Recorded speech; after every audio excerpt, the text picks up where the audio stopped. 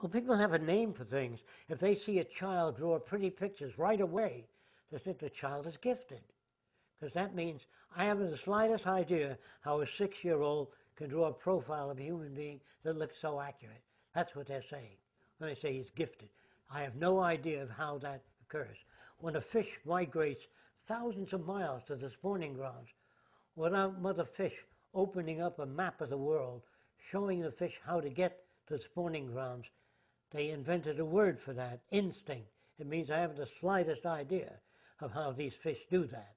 Instinct is a dead word. Noise tells us nothing. But a word that says, I'm going to try to find out how it is that fish can do that. So they study the magnetic currents under the Gulf Stream, which the fish follow. Once you begin to know that birds can follow Earth's magnetic currents, because if you strap a small magnet to a bird's head, he doesn't migrate, becomes confused. So it was called years ago a mechanistic point of view. And people hated that word.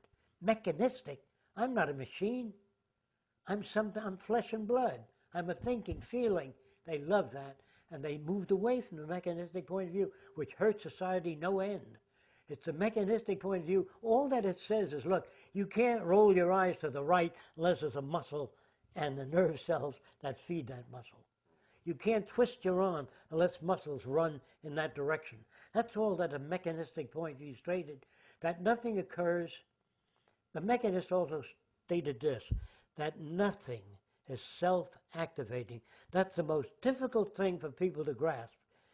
Trying to simplify that, a sailboat cannot sail. It is moved by the wind. A plant cannot grow. All that's nonsense. Still exists today.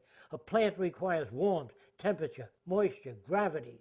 All of those things are, although you don't see the connection, they're all connected. That living beings do not acquire knowledge or information through ethereal means.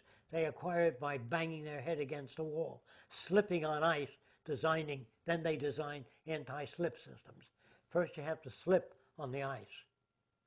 No government, to my knowledge, ever anticipated the future and said, this is the direction we're headed in, let's prepare for social change. No, they try to keep things as they are.